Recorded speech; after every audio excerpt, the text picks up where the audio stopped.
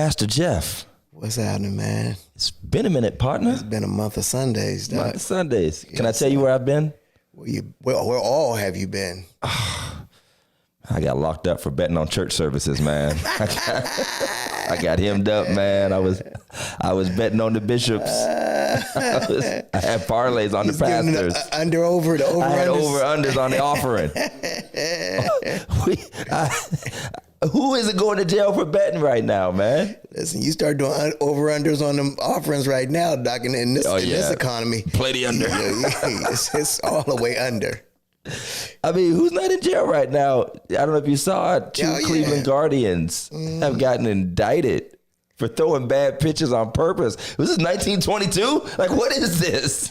My man from Youngstown got indicted. Yeah, man. Yeah. That's horrible. I mean, what's the coach from Portland? Billups? Yeah, Billups. Was he in Portland? Chauncey Billups. Yeah. Right now. I don't know Billups. I don't know if he's the coach, but yeah. One of LeBron's boys in on it. Man. I mean, I've never seen anything like that so bad. Have the Browns won since the last time y'all won? No, and they will not win one. Garbage. Hot garbage. I mean, so what do you make of this? You're a sports fan. I'm a sports fan. Mm-hmm. And I think you feel like I feel. Mm-hmm. I think you feel somewhat like I feel. We really kind of don't care about sports betting and, whatever it is. But you feel like it's totally taken over everything. Absolutely. To just ridiculous proportions. Well, for me, what really gets my goat, for lack of a better words. That's a good way of saying it. Right. If you're a 70-year-old white man, right. Go ahead. Is that these cats are literally millionaires. Bruh. Yeah. You're millionaires. Yeah. What's the purpose? Why would you want to go to jail for that? But we've all found out. It's fun. It's risky. They're not doing it for the come up. They doing it just to have fun. I don't know about that, because remember, even though they're millionaires, they still get paid out in increments. They spend money like candy, and an extra $5,000, $10,000, $15,000, $25,000 in a quick drop off the record, tax free. Money's money. But is it worth the risk? And I think that's apparently it's not. it's worth Ask the the federal prosecutors if it's worth the risk. It's wild, man. It is. It's wild. It's wild and it's stupid. It is. It is. But it's wild and stupid. But here's the other part of it. This has all been encouraged, whether they want to say it or not, by the full embrace of sports betting by these leagues. Oh my God. They went from totally banning nowhere near, don't come anywhere near the stadium, to having every broadcast, every stadium, every commercial. They're allowing them to, you could parlay a 2-minute span of play. Like, is he going to make this three free throw? I don't even know what they're called. Prop bets. They call them prop bets. I hear them all over. I have no idea what they are, because I would never. And here's the other thing that ticks me off. One night after playing, because I'm old school, and I'm about to rant about this next, because I'm an old school ESPN kid. So I'm watching one of them weekday games, college games, and I'm waiting on Scott Van Pelt to come on and just start doing highlights from the day, what I miss. Instead of an actual highlight show, he does an entire bet show. He does a show about nothing but bets. Mm-hmm. 11 o'clock at night, nothing but bets. Who to bet on, what to bet on, how the best did last week. I'm like, this isn't even sports anymore. It isn't. This is literally like legal Goodfellas at this point. Let's be honest. This stuff has been going on. It has. Michael Jordan was gambling like a big dog. We know. Chuck. Oh yeah, Chuck. Right. Chuck was dropping them like it hot. Right. So Jason just said, and he works for an institution on a Department of Education. He works for the athletics department at a college. The NCAA has passed legislation to allow institutional staff members to place bets on professional sports. Wow. Come on, you're just asking for it. You're literally. It's big money. It is big money. But they were already making big money. That's why they gamblized marijuana. They legalized it. They're gonna legalize it. Well, it's already legal. So Just let everybody bet. Just let 'em bet. Let everybody take steroids. Just let everybody do everything. Make it because you know they're putting exciting. Barry Bonds and them back on the ballot. They're gonna let them be on the ballot to see if they can get voted for. See, well, here's But I never went past high school, but Right. even in high school, I was too competitive to throw any game. Way too competitive. If we playing basketball right Yeah. now, I'm too competitive. you'd have I don't care how monsters much- coming after you. You've been making promises, Right. and then you get out there and be like, "Nah, I can't lose." I can't lose. I'm not. Christian would say, I'm not losing. You'd have Fat It's not Tony about to coming happen. after you over Right. over a free throw. It's- I feel it. I've heard through the grapevine, and I don't want anybody to feel like I'm, outing anybody, but like cats be betting on like Little League Pee Wee football games and stuff, man. That's crazy. Yeah, they have like nuts. whole bet setups for Pee Wee football. That's nuts. You want to wonder why they like trying to beat up little nothing on Why so much shooting at these little leagues? You costing me my rent money.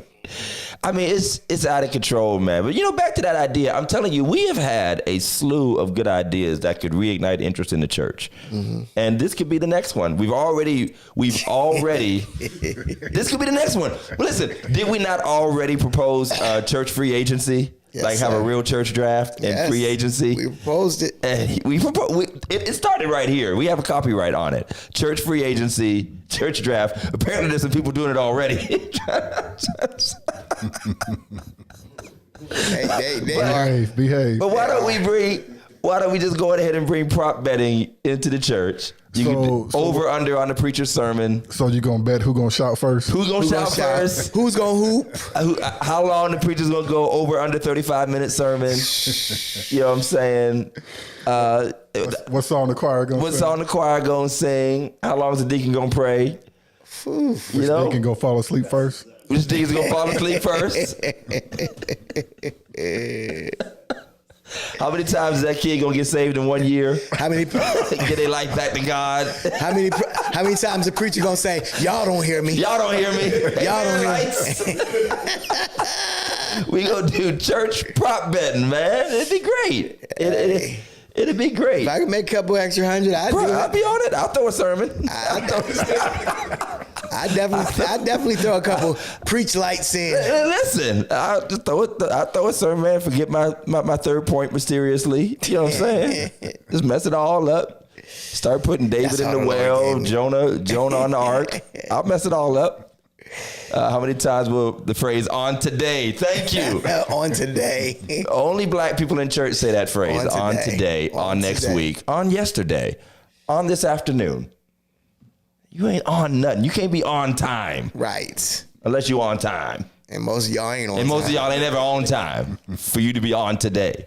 Yeah, so I mean, Scott said NIL is coming to high school. Bruh, hey, Ethan, you got to carry the family now. Ethan and Elias, Got the job. it's on you now.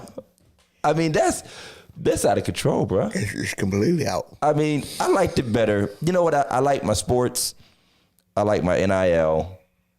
I like the prop bets and all that the way God intended it. Illegal, under the table, dudes getting shot in back alleys when they do wrong. That's the way it's supposed to be. Give me old school. Give me old school. You make the call. Give me old school. You make the call. Don't give me this flash in the pan. Sports Center top 10. Yeah, you give me the old school. You break a college player's leg, mysteriously.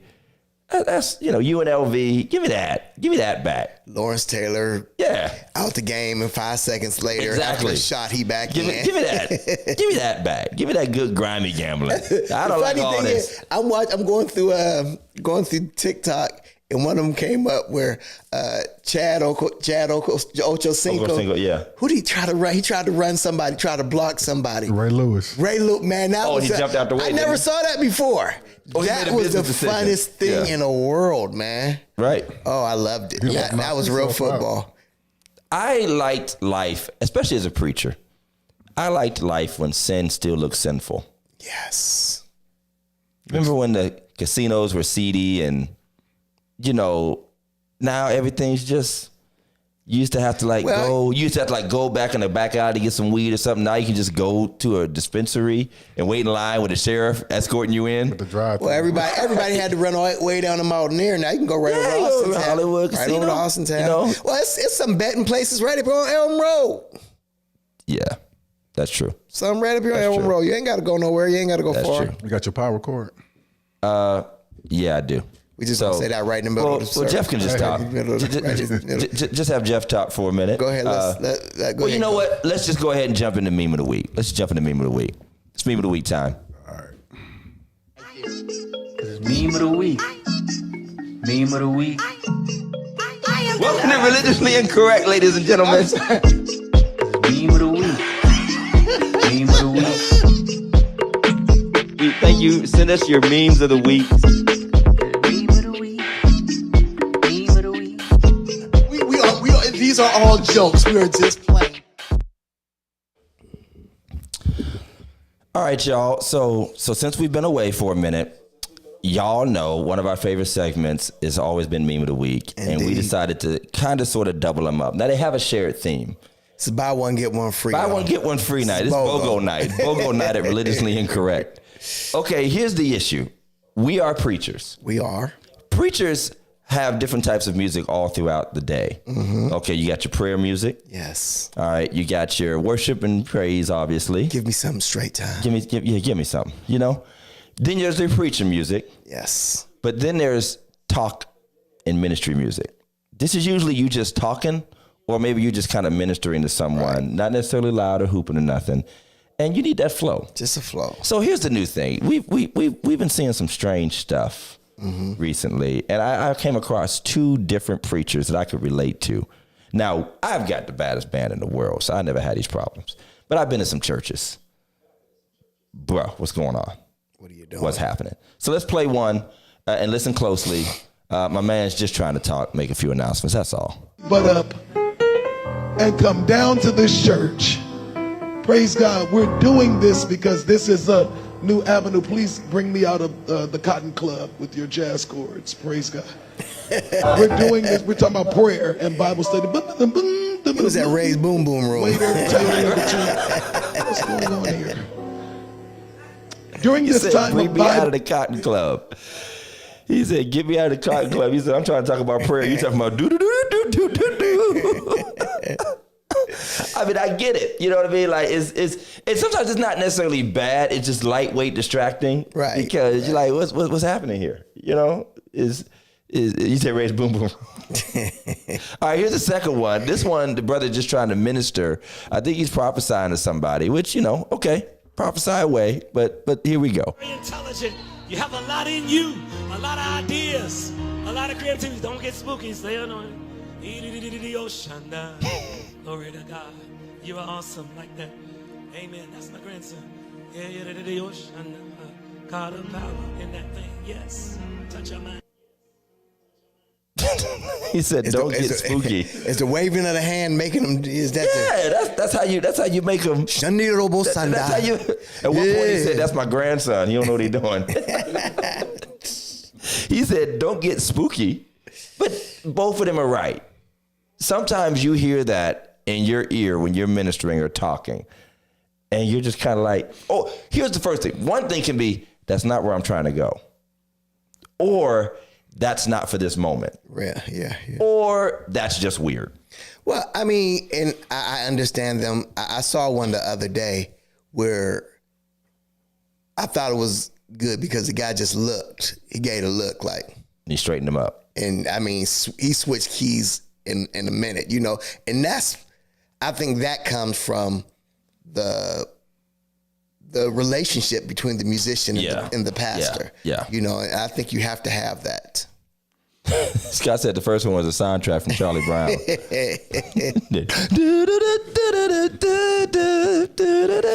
It's the Great Pumpkin, Charlie Brown. He looked turned around and was like, wah, wah, wah, wah, wah, wah, wah. What would you do if somebody started speaking in tongues like that in church? I got a Half message. of them do.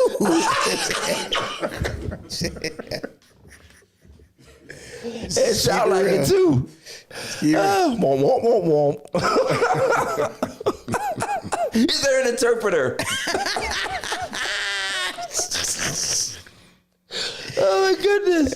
I mean, I've been there too, man, and I'm kind of anti spooky worship. Like I like the soft chords, I like all that. Now I did see somebody in the comments who said, "Hey, how you doing? Good to see you." Hope. I did see someone in the comments take the concept slightly too far in the one about the spooky music. And someone literally did that. I think we talked about this years ago. They got in the comments and said, yeah, that's right, because you can't be playing those diminished chords and they invite spirits if you play these. Stop. I'm just like, The minor chords. the minor chords are demonic. They invite the devil in. Stop it. Stop.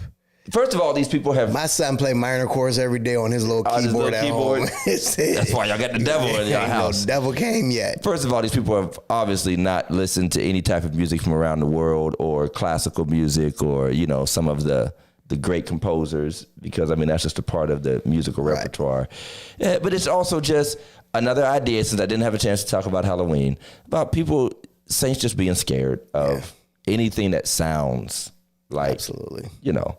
And speaking of which, since I missed that, did we have any Halloween controversies this year? Did anybody? You know, Anybody go to hell? If they were, it was far and few between. Somebody went to hell for having trunk or treat this year? I didn't hear anything.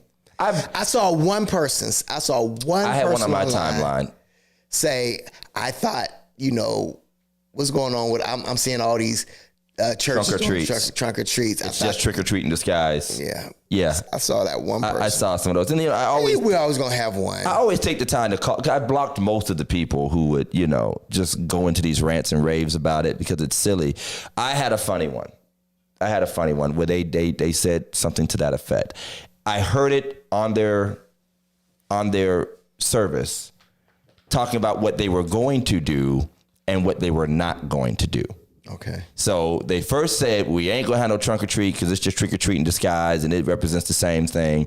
It represents the devil. It has pagan origins, blah, blah, blah, blah, blah. Okay, whatever, even though it doesn't, but okay. So then they go, instead, we're gonna have a harvest party and we're gonna do a bonfire, some activities. And I said to myself, to the screen, because I talk to screens sometimes, being the reader that I am, I said, oh, you mean bonfire? Mm-hmm. And my wife goes, what's that? I said, oh, you mean bonfire? I said, they're gonna replace our pagan trunk or treat with their holy bonfire. Right. She's like, what's a bonfire? I said, oh, that's the old pagan ritual where they used to make a fire and throw animal bones in it to, you know, and even the harvest thing, even the whole idea of a harvest party is pagan because that's actually a part of the tradition of praying for a good harvest and blah, blah, blah, blah, blah. So I'm just like, what? That was literally That was literally one of our boys' whole spills on the bonfire. You know, our brother whose name got twisted upside down. I got you. So I actually done a whole lot of studying about that. But I mean, again, it goes back to everything has something into it and everything doesn't. Yeah, pagan origins at Halloween, and then a week later and pop up the Christmas tree.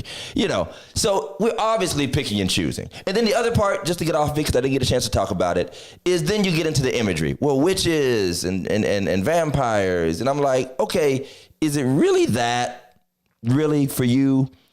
Or is scary demonic to you? Because you'll eat Count Chocula or watch the Count on Sesame Street. That's a vampire. That's what it is. It literally is the image, but he's a cartoonish, so you're like, it's cool. Or the Wicked Witch of the West or whatever, you know. So like the people, like I've had some people say that the what's the new one? Wicked is demonic, because it has witchcraft. And I'm like, so did the Wizard of Oz in 1929. It was just cheesy. Half these movies. So is that the point? Is it the special effects? Like, is that what made it demonic? Because you watch so-called harmless stuff as a Christian and say this is good, wholesome entertainment. And then if something just happens to have CGI special effects to really look like what your fake image of hell and witchcraft is anyway, which is, by the way, our own fake made-up imagery. Sabrina, Charmed.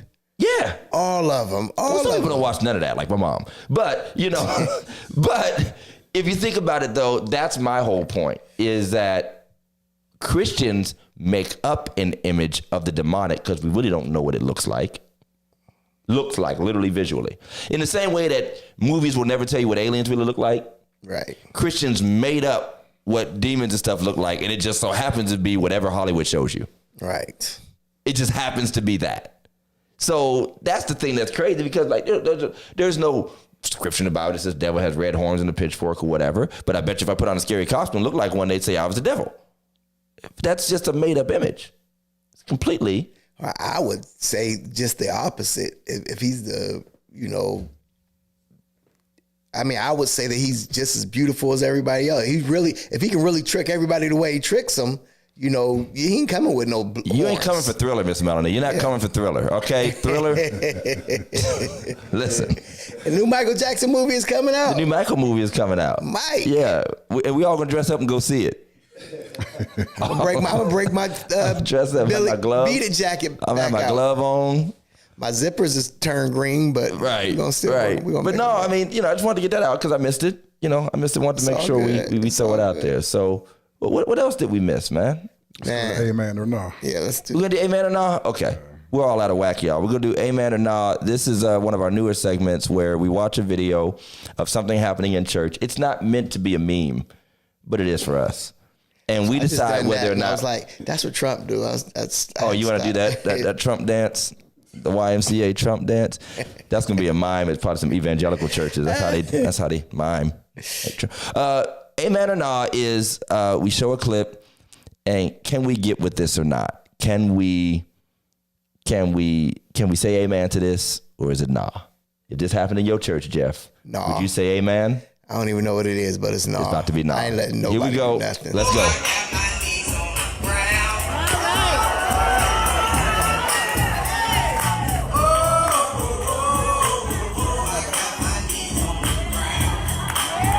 I'm sorry. I think we're cutting out some of it. Yeah, the recorder's horrible. It's fire. I got $9 for $5. We already know where this is going.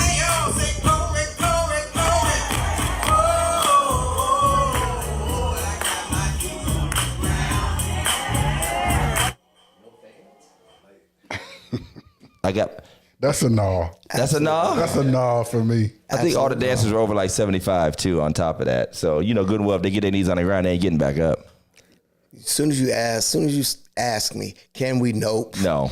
That's going to be a no. Did you just walk in my pastor's office with a cowboy hat on? Right. That's a no. Absolute no. I'll be glad when that trend is dead. Absolutely. I'll be glad. Using those fans from a funeral home.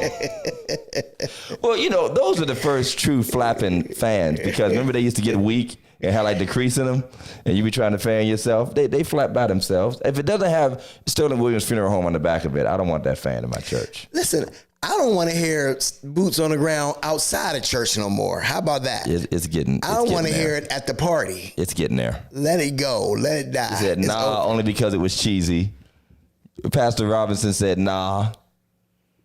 They were dressed, though. They had pink. If you didn't see it, we missed some of the cropping and missed some of it. But we had the pink cowboy hats with, I think, pink shoes. Yeah, it's still a no for me. It's still a no? It's still a no. It's no for me, dog. Let's just stop trying to remix worldly songs outright and dance to them in church. Let's just stop that.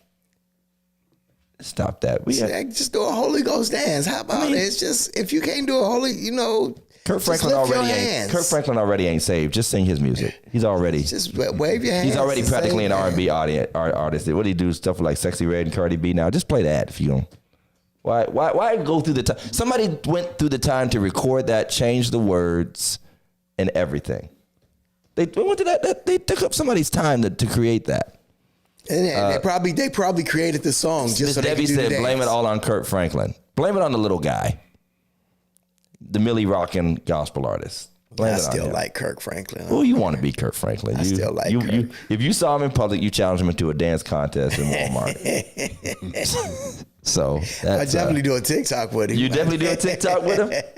Indeed. The first time I met him, I imagined, which I met him, I think he did a show at Geauga Lake, let you know how long ago that was. He literally did a gospel show outdoors at Geauga Lake when SeaWorld used to have that amphitheater.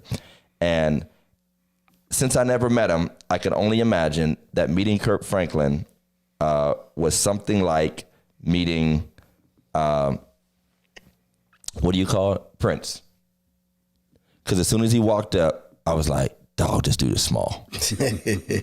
I was like, yo, this is one small dude. And, you know, it was surprising. It was surprising. But the dude can perform, man. I don't know what he's saying or doing anymore. But no, that wasn't from the 80s, Scott. That was this year.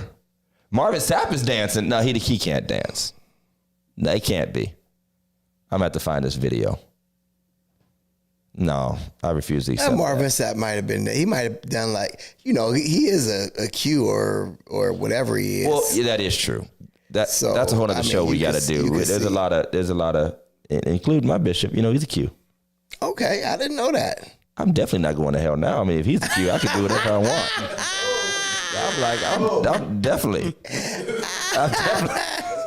Let's be nice. Says the branded one. I'm like, listen, I'm free and clear now. Well, is he you know, one of the ones they just made one? Is he an honorary? Yeah, he's an alumni. Okay, so he never crossed. We don't know what they did. I don't think they're at liberty to say. Okay. Ain't no telling. Marvin Sapp is a Kappa? Yeah, I think Sapp is a Kappa. Really? What's his name is a Q?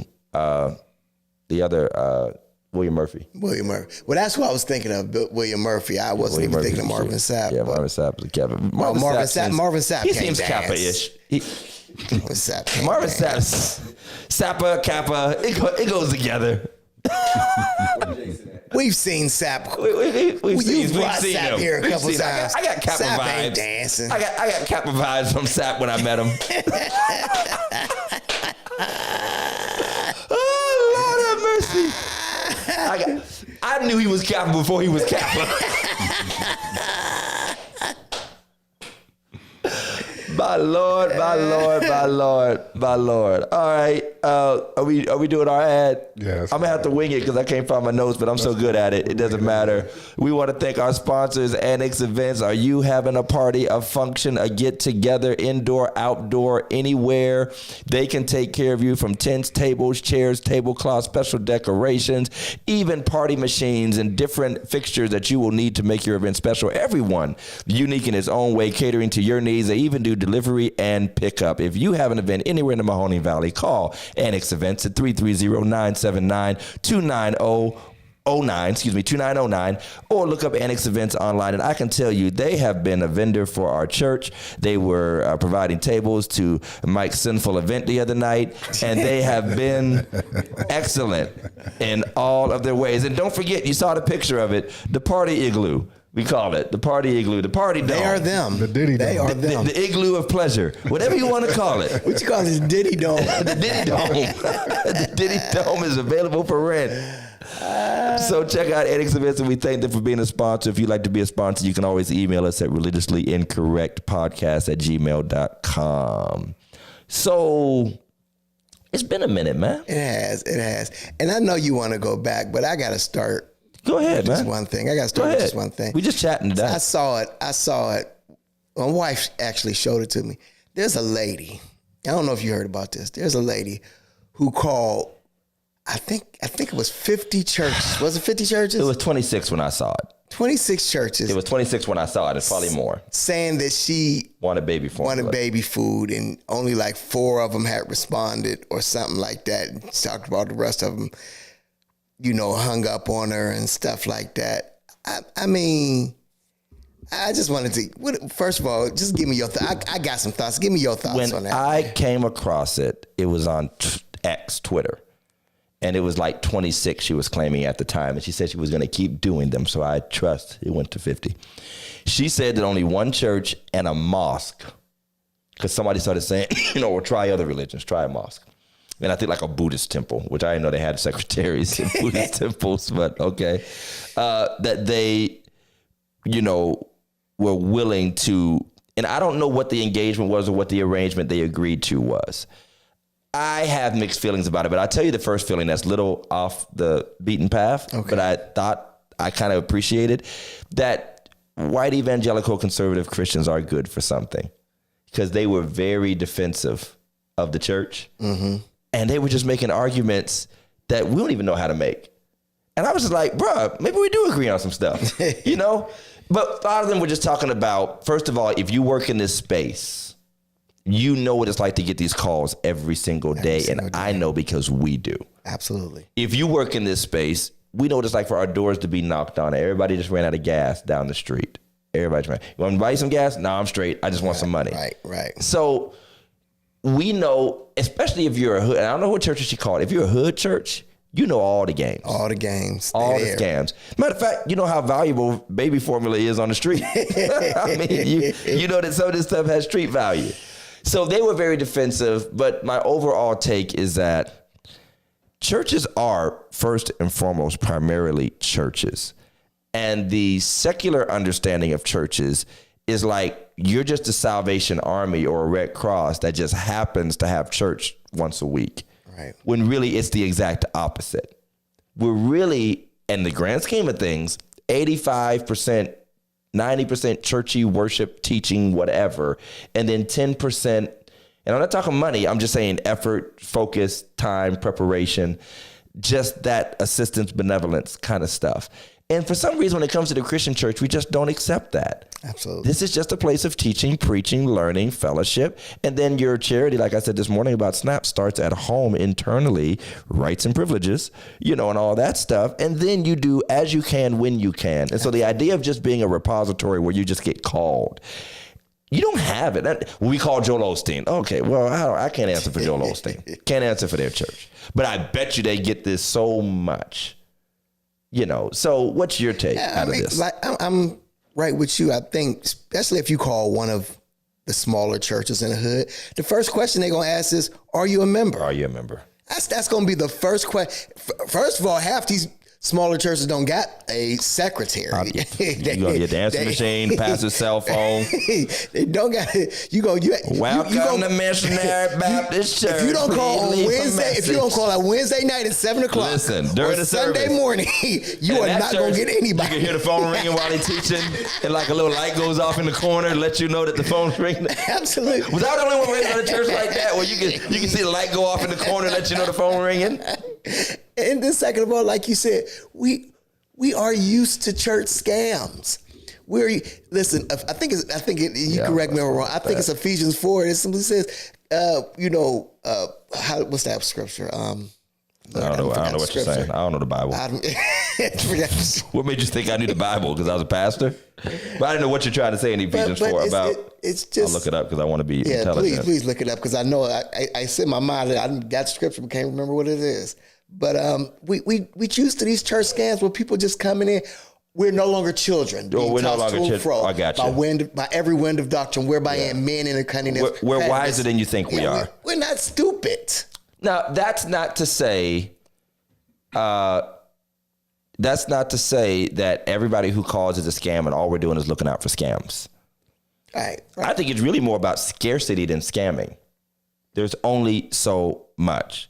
And honestly, sometimes the worst thing is to be known as the place that will help anybody, because anybody will tell everybody. Absolutely. Well, I know for a fact that at Second Baptist of the Ville, the utility company actually have our name. They had we're same here. 211 had our name on their list. Call SBC. Call them and they'll help you out with your.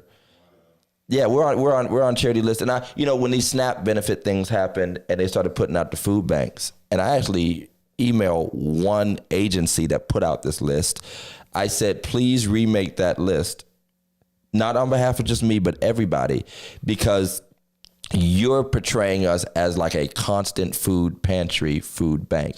all of us sites in Warren have a particular day of the month that we do this. We may have some left over sometimes to put a bag together for somebody, but you're sending people out with the expectation they can knock on the door, and it's just we just don't have it to give to them. And so that's where it gets to the church. This is what the church is all about. This is what the church is all about. So the critics who were joining that sister in her experiment were obviously saying, well, this is what the church is supposed to do. Why did the church exist if it's not going to do that? Why are you not, why, da-da-da-da-da. Then, of course, they bring up the 5,000. And that's where my white evangelical conservative friends jumped on. I'm like, okay, Bible scholars. And the brother was like, Jesus did not just feed the 5,000. Get that out of your mind. Right. He literally fed people after they listened to him preach for like 4 hours and had nowhere to go because they come to church. Right. And I mean, he like broke it down. And obviously after a while, just getting a little ignorant, different people who are bringing that same point up, but it's actually true. There is no text outside of leave, help the hungry, feed the hungry. But that's very limited, and it's individual, by the way. It's individual. It's not corporatized, organizational, make the church a food serving nonprofit. That is not what that means. It's literally talking to individual people in their walks. You come across a person with a need, meet that need as you can, which means all y'all are equally as responsible as any of us would be. Besides saying, leave the edge of your crops for the poor to come and grab some grain and some, tomatoes or whatever for themselves, which the Old Testament says, just leave the edges of your crops, which again would force the person to go get it themselves.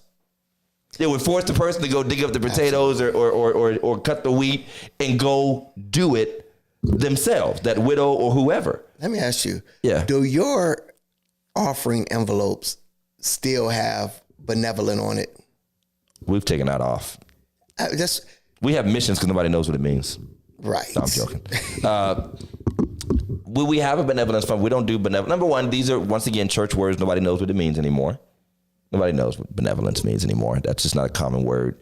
But no, we've taken that off. I mean, and we've done the whole budget thing and, fill out a budget sheet because a lot of emergencies are not really emergencies. We're just a convenient phone call. Yes. You know us, the pastor, you watch me online, blah, blah, blah. But I do think that What he's saying is your T-Mobile bill is not an emergency. Right.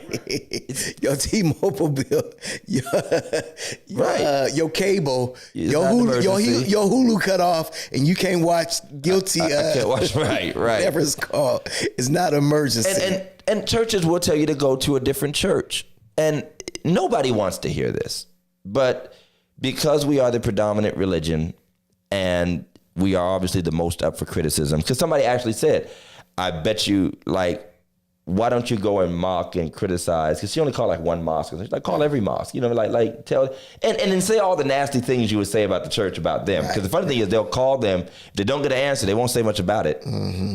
They'll just say they turned me away. We'll be fakes, phonies, this, that, and the other. I don't know, because there's no easy answer, because to me, the social construct and view of the church is already too far gone to correct it, in my mind. Now, here's another thing. People inside the church who build up expectations on behalf of the church of what their church is going to do for somebody else. They'll tell you, call my church. My pastor's cool. He helps anybody and all that kind of stuff. And they ain't giving, donating, volunteering or anything like that, which leads us into this SNAP season that we're in right now. Yeah. I got to make an announcement that we did a survey on our Facebook members group, not on our public page, that we wanted our members to let us know if they were on SNAP and had not received their allotments. We're going to, which we've done already. I already got a couple thank yous from some people. We're going to do what we can to just shoot you a little something to try to ease the burden. That's wonderful. Some people, obviously, and this has become the new thing. Well, how come we're not doing it for everybody? Church will serve everybody, not just their members. Not just their members. First of all, says who? Where you get that from? And again, they keep taking them two scriptures about okay, if we wanted to do what the Bible says, and here's the funny thing about it, and I'm about to make a smart remark now. This is where I get smart. We go back to being religiously incorrect. You happily will take the two scriptures about Jesus feeding 4,000 and make that what the church should do all the time. Mm-hmm. You won't take the scriptures about not sleeping around with folk and make that your standard for life, Heck, you won't take the tithes and offerings. You won't take the tithes and offerings scriptures, which takes me to the SNAP thing. Because some very well-meaning and some not so well-meaning people have done the same post. Now that the SNAP is gone, is the church going to step up and help folk? What's the church going to do to help folk? And the thing that makes me laugh is these are people who have made a conscious decision not to be a part of the church. Don't hate the church. They're not even haters. They're not even like, I hate gospel, I hate church, I hate pastor. They're not even those people. They're just people who have said things like, I worship at home and, I just don't do, whatever. Like from a more neutral standpoint. That's a more neutral standpoint. But the whole point is, you're not there to contribute. You're not there to volunteer. You haven't offered yourself. Our coffers are based off what people actually give. So how dare you expect something to be extracted when nothing's been deposited? And you represent the vast majority of our culture. It's funny. I made a very pungent and profound response to one of those exact. Poignant, by the way. You want to say poignant. Yeah, don't say pungent, because that's how my boys sound. That's how they smell when they come home from football. I'm just saying. But I made it to Macklin. Well, I made it to one of my friends. Right. And Macklin reposted it, and he got all the credit for it. He got all the credit? I love it. Sue him for copyright infringement. I love it. It's all good. It's all good. But you're right. You're right. It's just too many. So here's the thing. Rita says, I had someone say, then why are we giving the church money if they're not helping people? And he said, I had to tell the church still has to pay a mortgage, lights, water, heat. Not all people in church can afford to pay tithes. And that is very true. And trust me, I'm going to take that word afford out, Sister Rita, because it ain't about affording it. Some folk just don't. Absolutely. If they could. We had a sister 2 weeks ago who lost her house. House burnt down. Right. The church automatically, gave her a nice amount. You know what I mean? That's what it's there for. Right. That's what especially you've been there, you've come, you've been a good member. But to be honest, we kind of sort of made that up too, kind of in a way. Like we created, for the sake of order and fairness and to have some structure, this whole benevolence kind of thing. And if you're a member in good standing, that's kind of a made up thing in a way. I was thinking about that this morning. But we have the right to. What I'm saying is any organization has the right to create standards for itself. You got to bring some order somewhere. But that was when you just said that, because literally on my way to church this morning, I was saying, I'm going to bring that up tonight. When you say, if you are a member in good standing, man, I'm talking about 5% of the people, if you were being honest. If you're really going strictly by the book. But let's just say if you're not in good standing, what does that mean? Here's the funny thing. If you actually call that out, you're asking for a fight.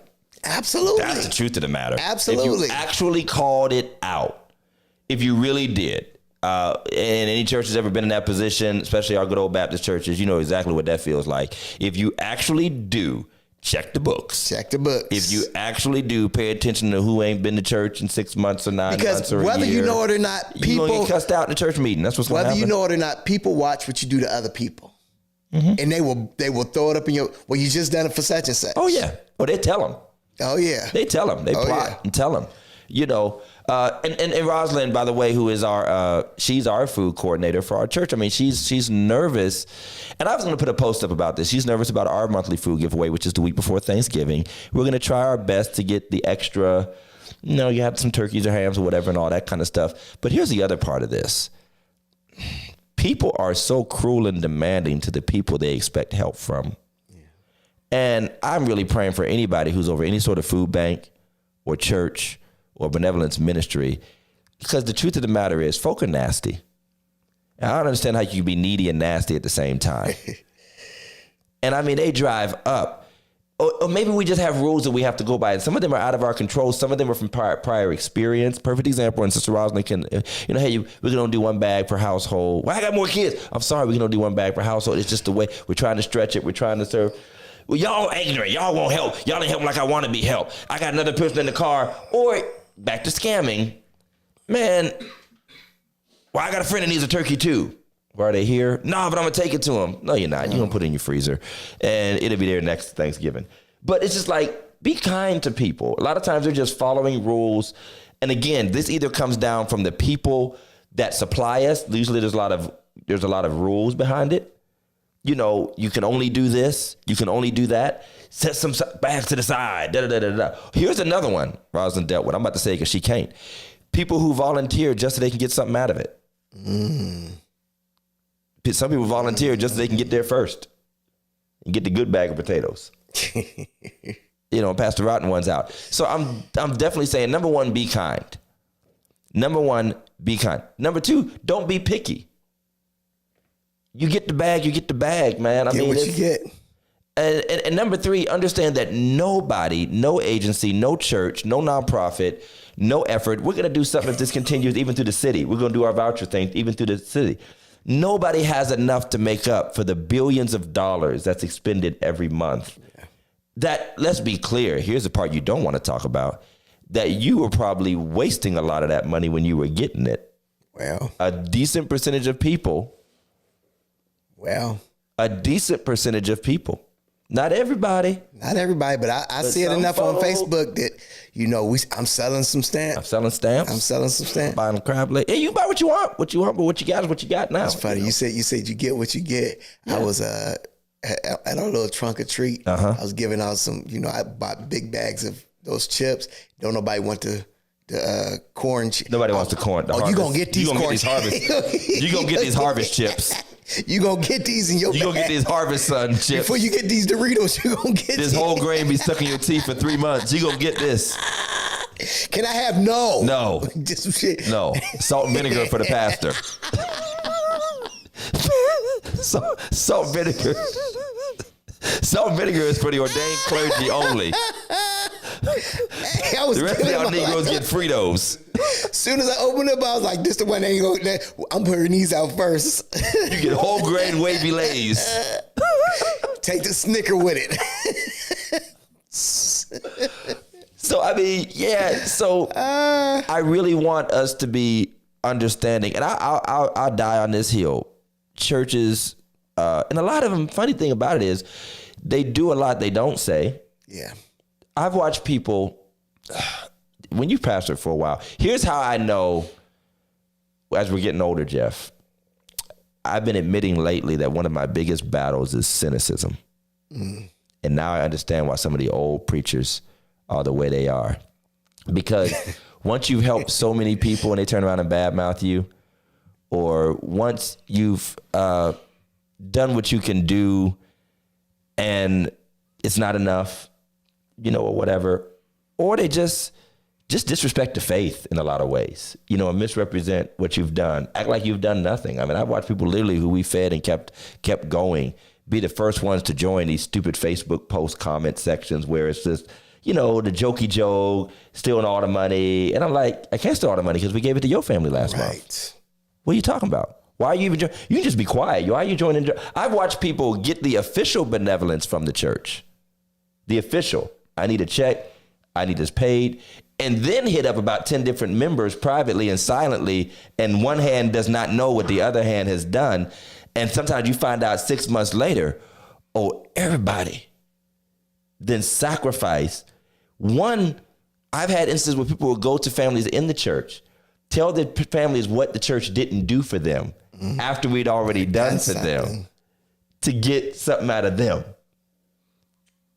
Wild stuff happens out in these streets. And you ask anybody who runs a mission, anybody who runs a nonprofit or food banks, it's wild times out there.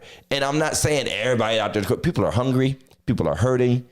But what that does sometimes to us, when there is hunger and there is hurt, and you add that with unreasonable expectations, and the idea that all these churches and nonprofits are these all-powerful, over-resourced entities that we're just like Scrooge McDuck in the church office, swimming in money, when really that same inflation that's crippling you is also crippling our gas bill. Absolutely. Our electric bill. Don't you see, think about when your gas bill goes up 30%, so does a church's or a nonprofit's or a missions. And I'm not trying to just say church. I'm saying any entity, especially nonprofits. Man, when them cable bills go up, internet bill, all that stuff, every increase you talk about, we see it too. When we're out buying the food or the supplies. Absolutely. It's up for us. We literally had a conversation. I think we did 200 turkeys. Scott said cynicism is early onset republicanism. That's a bar, Scott. That's a bar. They say when you're young and idealistic, you're a Democrat. When you're old and realistic, you become a Republican. I'm somewhere in the middle right now. But I mean, that's the thing that burdens me is we kind of create these all powerful images out of people that are not reality at all. And you almost like set them up to knock them down. I'm going to say you have everything so that I can accuse you of not giving enough, Right. in a way. And please understand, we are not Second Harvest. Most of the churches who do this get their food from Second. They only get a certain amount. It's just a piece, and it's just They only get a and we certain only amount. got a piece to do. And here's the other side. Now I'm sure there's a train of thought out there that would say, hey, well then don't have a mortgage, don't have a church building. You know, that's what they'll say. Don't pay any of that. You know, then they'll come to church and be like, why the music suck? Because you told us to stop paying the musician. So now we ain't. Now, when your auntie died, 1/2 the other. When your auntie died, I'm gonna put my 7-year-old on the keyboard and say, "Sing Precious Lord" for these Right, people, right. Because we ain't got no budget. Congratulations, but I mean, there's a balance to everything. And we still can't help you, so. I'm sorry. So there's a balance to everything. We know what we missed that I wanted to talk about that week. Go ahead. Marvin Winans, the offering. Oh, Lord. You didn't bring all the money. You didn't bring all the. This is not. Y'all don't listen. I think you said y'all don't listen. First of all, and I mean, you know, first it came out and they gave half the clip. Then they brought the whole full clip in and they tried to justify. They went on the news and like talked about it. Why are you still having these lines? Why is there still $100 and $500 and $1,000? I'm sorry. It was their building campaign. I don't care. That is true. I don't care. Yeah, we did like a little I'm sorry. anniversary offering. I wasn't about to like everybody got their $109 lined up in the aisle right now, and then You're about somebody to come bless down them. like this 105. Go sit down somewhere. This ain't 109. Y'all don't listen. I said, Y'all don't 109. listen. I made my, and he did. To be fair, and so here's where every pastor gets triggered. Every pastor got triggered when the clip came out of him explaining it, and we're like, these ninjas don't listen to us either, Right. Because we know. We be saying stuff like, okay, we're going to have a special rally day, and okay, you get a special envelope, and then they put that in their tithe envelope, or they mix it up or whatever, and we got to kind of sort it out. Here's my favorite one. I don't know if Sister Rose watches. We had to stop doing the gleaners because we had to tell people, stop taping your quarters to the gleaners. Stop taping quarters to keep them in place. They would put little pieces of Scotch tape on them. Dude, I ain't seen a gleaner in Bruh, years. we stopped. We were doing it when I first came. When I first came to Second, we were still doing gleaners. Wow. And it was a little $20 packet or whatever. You're supposed to put the quarters in, or $10, whatever it was. And when we would do the walk-in offering, you give your offering and just lay your gleaner on the altar and just leave it there. You know, we pick it up later. I said, hey, y'all, just give $10 next year, man. Just give $10. Like, because they about to cuss me out in this office with all these quarters falling everywhere.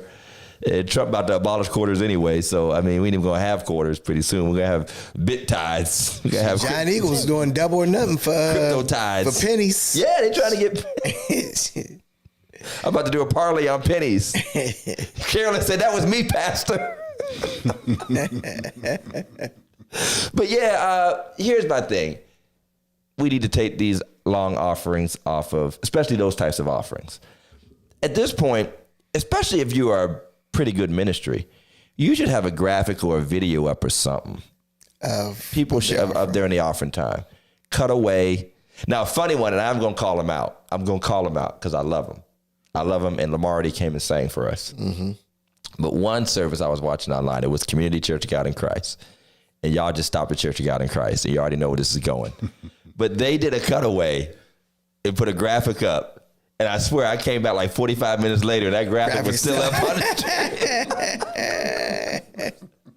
I said the preachers must be announcing what they giving all the guests. Maybe it's counted right up there. They didn't done the penny march. They didn't pull the table out. I was just cracking up. I almost texted them, was like, bruh, hey, y'all need to come back. I mean, it was smooth too because they had like a rotation. They had like a whole, like we do our announcement, and I'm like, all right, you know, they'll be back. I was trying to watch. They never came back. It was funny. But it's interesting the times we live in. I mean, so what do you think the answer is? What if this snap? I'm hearing that they're working on a deal literally right now. Right now the Senate is working on a deal. But where do you think, as we end this up, where do you think the snap kind of ends? You know, where is this battle going to end? You think? I don't see, for one. Hopefully, the Democrats don't budge. I think we as far as government shutdown goes, budge on their principles of what they're fighting for. Okay, which is the health care and that stuff. Right. First of all, I'm hoping. See if we had any developments. Go ahead. They don't budge. Second of all, I love the fact that there are judges who are saying you're gonna feed these people. Yeah. Right. And I think that's what we need. Oh, they're holding a vote right now. The Senate is holding a rare Sunday vote to extend government funding. I think that's exactly what's needed. People who just stand up to, to this authoritarianism. Oh, you might not like this though, Jeff. What they saying? The deal is they'll reopen the government in exchange for a future vote on extending the health care subsidies. So they're going to stay expired, the health care subsidies that they were fighting for, that were going to prevent the massive jumps in premiums. Why would you trust these people? It includes no guarantee from Republicans to extend the health care subsidies. But Democrats involved believe that they'll negotiate on a compromise in the coming weeks. Yeah, right. There go your hopes. What were we saying about cynicism again? Let's go back. So before we go, was there anything else we missed, Big Mike? Was there any stories that popped up while we were off? Anybody in the room? Man, there was so much going on. Anything that popped up while we were off that we would have been, because when I saw the Marvin Winans thing, I was like, yeah, we would have been talking about that this week. Absolutely. We would have been talking about that this week. I'm trying to think of what else. What else happened in the world? Trump tearing up the East Wing. Trump is that pastor that comes in and just tears down. Trump is Suge Knight of Washington. Trump is the Suge Knight of politicians. Tore up the whole East Wing. That dude. Demolished that joint. I'm not that mad about it. I mean, it's whatever. Black people don't care about no East Wing, man. We ain't invited anyway. Right. We just got access like 2 years ago. It's whatever. But it's just the crassness of it all, the focus. And people have been saying between the East Wing and this crazy, which apparently you can just bomb speedboats in the Caribbean now for no reason and say that they're drug dealers. Like, he's not even focused on the economy and things like that anymore. I do want to give a shout out and, still much prayers to Hurricane Melissa. Yeah, the hit Jamaica and Cuba, devastating. And it's so crazy how quickly that fell off the map, though. You notice we haven't said a doggone word about. Yeah. It was a blip. It was a blip, man. It was a blip. It was a dark blip. Yeah. It was a dark blip. Dark skinned folk got hit, so it was a dark blip. You know, say too much.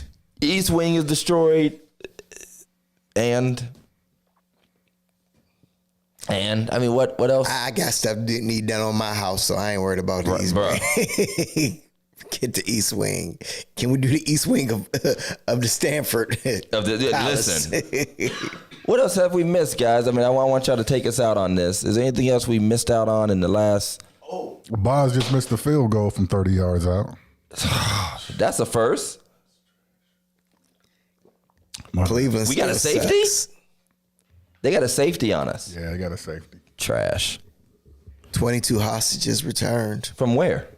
Oh, were these the Palestinians? Right. Okay, so the Palestinians and the Israelis came to a ceasefire. There wasn't a ceasefire. They went right back to. Then Trump was mad he didn't get the Nobel Peace Prize. Ooh, Janine. That was rough. Ooh, Janine. That was rough. We're religiously incorrect, not politically incorrect. That was rough right there. But you're entitled to your opinion. Right. So We had elections. Thanks for the segue, Janine. We just gonna leave that alone. We had elections. There's a new mayor in Youngstown. Mayor one McDowell. thing I do want to. How much time we got? What time is About it? 10 minutes, 15 minutes. Okay. One thing I do want to ask you is first of all, we see that up and down the board throughout these elections, Democrats did make a comeback. In some places. It was they won pretty good. They won. Virginia, pretty good. New Jersey, But California. One of the things that I'm saying is that I feel as if this generation, these people coming up, parties are just going by the wayside. Right. And I think ideologies trump parties now. Absolutely. I think we really might need to do a whole show about that. Independent is almost becoming the what do we call that in the church? What? What's the new? My church is not non-denominational. Non-denominational. Yeah. Independent is the non-denominational. More people are independent than admitted. More people are swing voters than admitted. Absolutely. Like, for instance, it was said that in New Jersey, for instance, a lot of the Hispanics, like an inordinate amount of Hispanics, swung back from Trump to the Democratic Absolutely, Party yes. for that particular race. Now, you have to take especially candidates. a lot of this. You have to take Hispanics. candidates into account, though, because I was in the area a couple months ago when they were campaigning, and the Republican dude was horrible. So sometimes they're just horrible. And the Republican in Virginia was horrible, too. She was a black woman that was like one of them weirdo black people. Yeah. Like, She's really weird. She's really weird. Like her entire campaign was transgender. I think Trump it was like anti-transgender. It's like all she was talking about, basically. They won different ways. Some of them won from a centrist perspective, like trying to be more moderate. And some of them won from like in California, for instance, they're like redistricting to fight the Texas people, which is a very partisan, left-wing thing. So I think there has to be a formula. The party thing is dying, but it's dying more for the Democrats because the Democrats are weak and they're coming off and this is not going to help what we just read tonight. They come off as weak, and the Republicans continue to come off as the punch you in the face party of energy, bulldoze their way, the energy. And you can't ignore it. Even with the Charlie Kirk stuff we talked about earlier, we don't know how long it'll last, but the idea that there's this young evangelical right-wing movement among younger people, that they snatched that podcast crowd, the Joe Rogans, the Charlie Kirks, this other dangerous dude, Nick Fuentes, who's like super racist Nazi guy, but they have followings. They have real followings. And they have, funny for everybody talking about how liberal Hollywood and the media is, they actually control the mediascape for the people that matter, and that's new voters. Yeah. Whereas the Democrats don't. Not to say that we don't have a lot of idealistic, younger, liberal people, but I think they feel more defeated and cynical. That they feel like they're not winning and can't win. And Trump knocking down the East Wing. I mean, some of this stuff I think is just message stuff. Like, I can do what I want and you can't stop me. I'm going to prove it. I'm going to knock down half the White House. Stop me. What y'all think about Marjorie Greene flipping? I don't know. Same as Candace Owens. They're trying to find some middle ground and pull themselves back from the most toxic. I think sometimes they see or sense or hear about something getting ready to go really, really, really haywire, and they want to be able to back off from it and say that they weren't a part of it. Or she ends up with the challenger and realizes she has to come back to the middle a little bit before the next election. Yeah. She got to sound like that she's criticizing her side. And some of them are talking sense because some of them have said some things about how they've done some things on the right that are nonsensical. They didn't have to do. It was silly that they end up having to pay for because elections do have consequences and actions have consequences in elections. And they're like, hey, dummies, this is going to hurt us when we try to run next year. Absolutely. Like, stop this.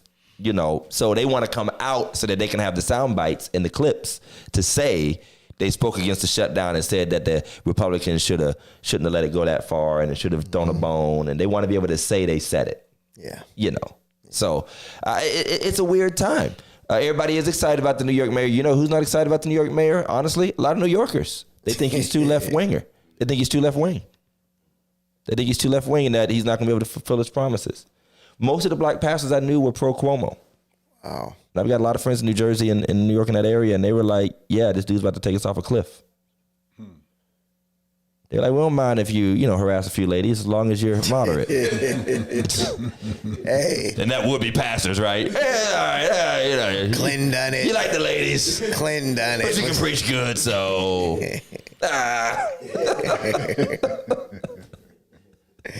But yeah, I mean, it's going to be strange times. I mean, I'm still worried to what you said, Pastor Jeff, just to end up on this note. I'm still worried that we're not as effectual as we need to be. Speaking of Mayor Brown, I'll make my own criticism. You got to read the tea leaves and pay attention. And I said it on my Facebook page, and I'll say it again. If your system caused somebody to lose, you need to change the system. You change the system. And sometimes it's not the figurehead, but it's the infrastructure behind the figurehead. And we keep a lot of people in place and go by methodologies that do not work. And I'm screaming this from the mountaintops. The black political methodology of the past does not work today. The old school, get the churches to vote, and union folks, especially since we're in the Midwest, black church folk and unions are not a power base, especially in areas like this anymore. Especially when you're not touching new generations with it. Right. You're not touching new generation, you're preaching to the choir. And that's what I was saying about the Republican Democrat. Republicans are bragging about, and it's funny how they brag about it, how so many young folks are becoming conservatives and Christians. Black folk are still begging people to show up to vote because Martin Luther King Jr., marched. That's it. Nobody is saying, hey, young Republicans, come out and vote because of Strom Thurmond. Or come out and vote because of George Wallace. Or come out and vote because of Richard Nixon. But we keep saying, come out and vote because of Ralph Abernathy and Rosa Parks. Like, that's our line. That's our line. It's not that it's not a truth. It's just not a motivator. It's it would seem like it should work, but it doesn't. It just it's not doesn't. going to. At a certain point, something turns the corner from motivation to just simple nostalgia. And nostalgia does not, it doesn't turn people. Even black people and white people, you talk about Make America Great Again. I mean, it's just a slogan. They don't really mean it. They don't really mean any of that, to be honest. There's certain very small particulars of what they're talking about that actually matter to them, which is just economic and stuff like that. But all the rest of that, it's just a slogan to rally behind. They just want to dominate and control and win. And for some reason, and I say this all the time, black church, black politics follow the same pattern. We don't do what it takes to win, as crass as that sounds. We don't do what it takes to actually reach people to have the effect we want. That's a good one, Sister Janet. The football player suicides. Oh, wow. Wow. We had the one young man that was in the car wreck last year. Mm-hmm. Yeah. And his life was basically ruined. And he took his own life after the fact. And we're talking about this other, I think he was from LSU. Yeah. He played for LSU. I think he was getting ready to be drafted or something like that. And they found out later on that he was not the cause. He was speeding, but he wasn't the cause of the wreck. And they found, and so the mother, and now we have this newest one from Dallas, the Dallas Cowboys player. 24 years old, I think it was. That's horrible. I would say the same thing I always say is my sympathies and prayers are with him and his family. It's a horrible thing. We should check on people and care about people's mental health. But at the end of the day, this is a localized issue for the people who are around him, people who are around us. And so I hope that you care about the mental health of people who are in the land of the living as much as you care about them when they're in the land of the dying. Because we only really take it seriously when something tragic happens, and we keep being cruel and callous and mean to each other, and then have sympathy for people we never met before. So we don't localize it and say, well, if that young man's going through that, and I'm not being funny. I'm not trying to be funny or selfish or anything. Like, okay, so if that guy had everything, what would drive him to do that? Well, pastors commit suicide too, and that doesn't stop you from criticizing them on Facebook. You don't think somebody's reading that and getting, in a dark place? Absolutely. I mean, or the person you work with. Or the mayors you're glad to get voted out. No, I'm joking. But I mean, we there's no limit to the callousness and the cruelness of so-called together people or rich people or whatever. Not to mention people that don't have those things. Don't have those advantages. And they're just as sad too. They're broken sad, or people are rich and sad. It's all, be kind. It's very difficult. Be kind. It is. It's very difficult. I literally lived as a helper in Pathway sober house for a while, and I watched a lot of these kids that didn't have money. I watched them literally cry and go crazy because they didn't want to go to school with the same thing on, and literally say they wanted to kill themselves. So like you said, I think it's a lot more local than we know. I think it's a lot more who want to commit suicide than we know. So I think we just have to keep our eyes open, and we have to be very vigilant in making sure that, we do our part. So, I'm being in this position took me here. I will readily admit it. It's not a self-interest thing as much as it is a self-realization. It wasn't until I got to this position, whatever you want to call this position, well-known pastor, councilman, person, people know your name, you're the subject, you get tagged and stuff all the time, people know you, expect stuff out of you. It wasn't until I got into this position that I realized the idea that somebody is fair game just because they're well-known. You know what I mean? Stuff you would never say, and it has levels to it. Because people are probably far crueler to LeBron James than they be to Pastor Todd, for instance. So the higher up you go, the more people seem to think that their words don't affect. Right. But back to the gambling thing. You know how many college kids and high school kids are being harassed on Twitter and Facebook because they didn't perform up to somebody's expectations? You lost me money, or you're a dirtbag, you suck because you've missed the tackle, da-da-da-da-da. That's kind of stuff, but even at a local level, when you're close to people, you know them, and you're like, man, why would you say something like that, man? I'm just trying the best I can, man. You live down the street. We could have a talk. What are you doing? Right. And the same goes for the guy who has 1 million people tweeting at him craziness. Whatever the ratio or the proportion, whatever it is, fame to criticism or fame to cruelty, like whatever that Einstein equation is, it matters at every level. It matters at every level. So being talked down by your family can have a detrimental effect on you.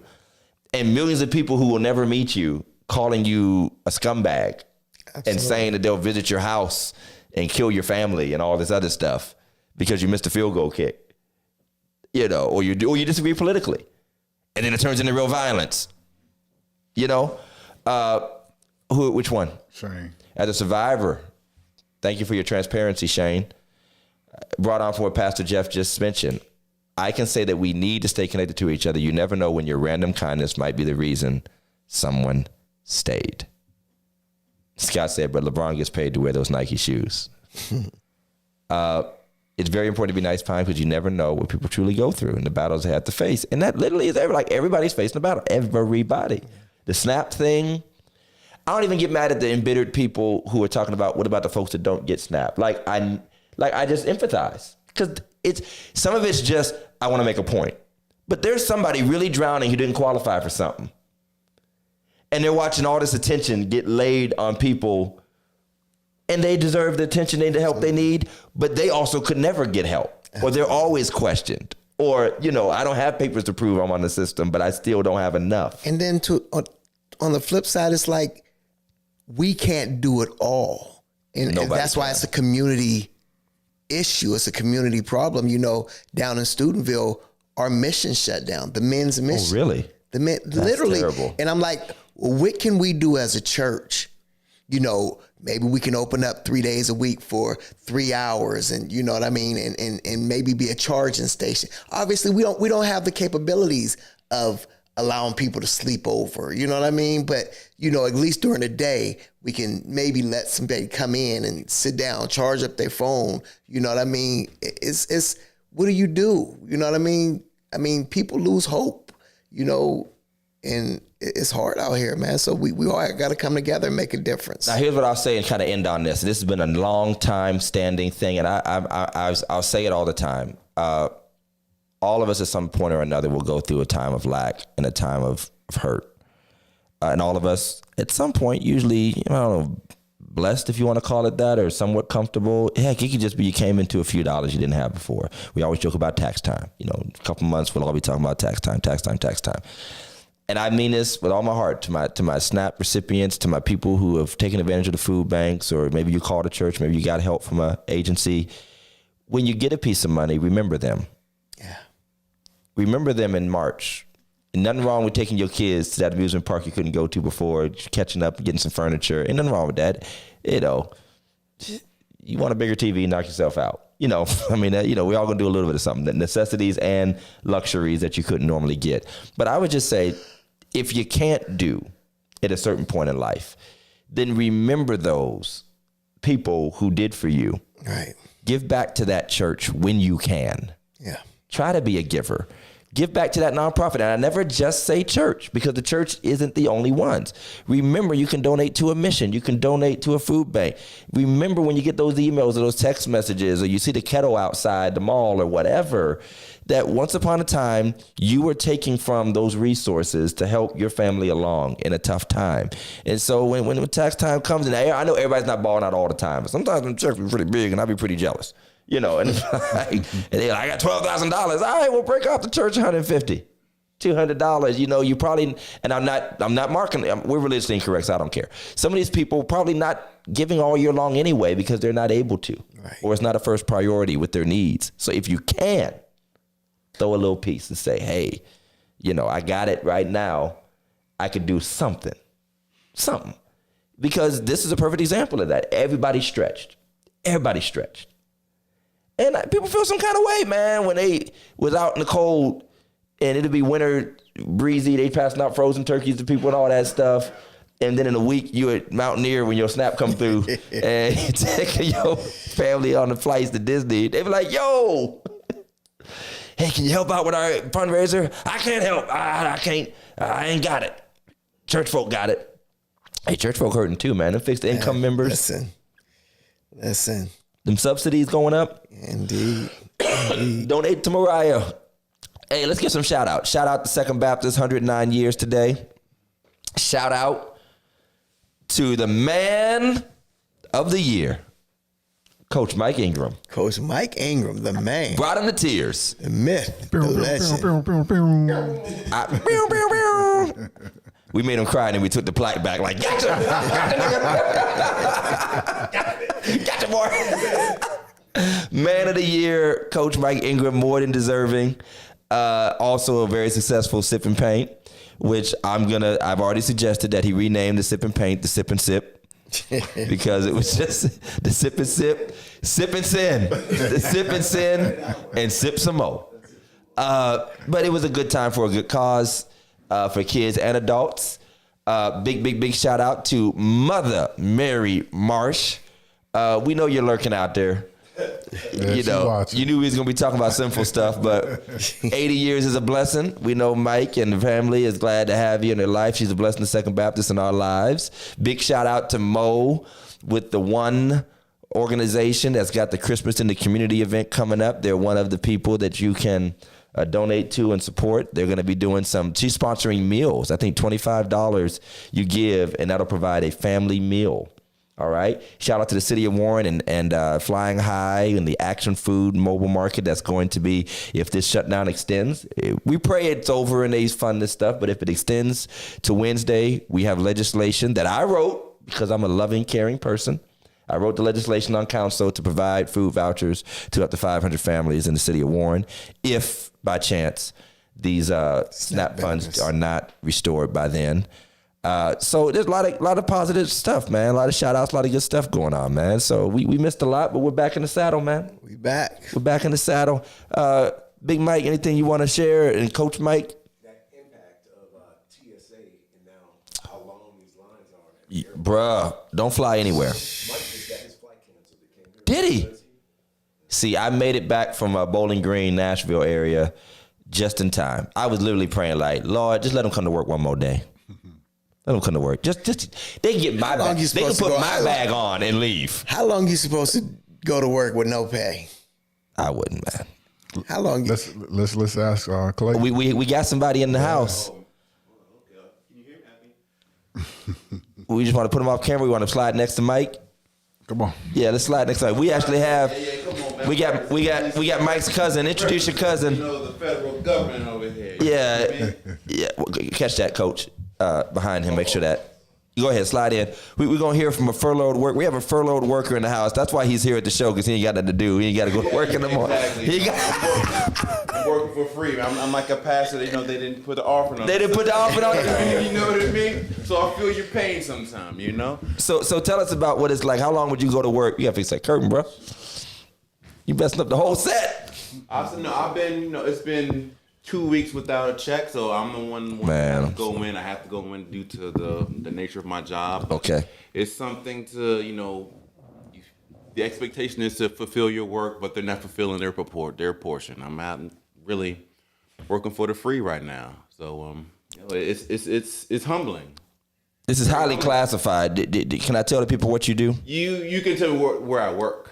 I'm telling people what he does, man. Yeah, okay. He reads Putin's text messages. It's highly classified work. That's what I do. Highly classified work. You know what I'm saying? Now I read every other word. Every other word. You only get partial intelligence. Then I'll give the full text. You only get partial intelligence. That's hilarious. But I mean, we're praying for you and all the furloughed workers. And I was going to say that about Virginia with the race in Virginia. Yeah, remember there's hundreds of thousands of federal workers, and that's their economy basically in many parts. And the whole infrastructure. I mean, we've seen it when we saw a plant shut down and the restaurant shut down, the gas station shut down. I mean, all the places they went, coming and going, the suppliers. You know, my brother worked for the seating company across the street from GM. GM closes. The seating company goes with them to Nashville. You know what I mean? So you think about that, 400,000 or 500,000 workers at the first. That's right. First jump. That's right. I mean, and a lot of that's centered in Virginia, right there in one area. So think about the churches there, even before the SNAP stuff really hit. So have you started betting on football games? Parlay. Little League, man. I started Little League, like, listen. Ground up, you know what I mean? Yeah, I'm going to bet on this many teams in the competition. We didn't even get a chance to talk about the 400 or 500 employees got laid off out in Lordstown. Not at all, Tim, man. 14,000. Nobody wants Amazon. Nobody wants these EVs, man. Nobody wants these EVs, bro. But it's a trying time, man. It's a trying time. And so I say, as we leave out of here, we need each other. You got to do the best we can with each other, for each other, pray for each other, be kind, be nice to those that are in need, be nice to those that are helping. Buy small business. He's working for free, keeping the F-Stock files closed. You know them names. Thank you, Mother Edmonds. I appreciate you. Thank you for the congratulations. You know, we'll talk about the mayor stuff later. I'll do an announcement. Don't worry. But yeah, that's cool. And happy 80th to everybody. Well, this is it. Thank you, Sister KK, for the congratulations. Big Mike, final thoughts? Be kind. Be kind. That's right. That's it. Pastor Jeff, final thoughts? That's it. I love it. Be kind. Don't spend all your money on Christmas and don't got no money to pay your rent the next day. That's it. It's all good. I would say, if this don't teach us nothing, man, pour into the people that pour into our community and start doing it for real, because times are getting tough where we might have to be our own investment source and our own support system. Learn how to do a garden. Man, listen, get them collars back up behind the backyard. And last but not least, get a gun. How about that? Bruh. Get a gun. Get your gun license. Ready to protect yourself. Yeah, man. So we thank you guys for watching. Keep watching us. We're back. See you Wednesday. We got a long night on Wednesday, so y'all might have to listen to them deacons sing a little bit longer than normal, because I know it's budget night in council, so I'm gonna have to do something. But thank y'all for watching. We're back for the foreseeable future. We don't think we'll have any interruptions. We're gonna try to make sure we try to stay pretty consistent. But if you don't see us, there's always a rerun. You know what I'm saying? There's always a rerun. Hey, Aunt Rosie. Hey, Cousin Shawnee. I know y'all be watching after the fact. Love you guys. Take care. Peace out. Bang, bang. Peace, y'all.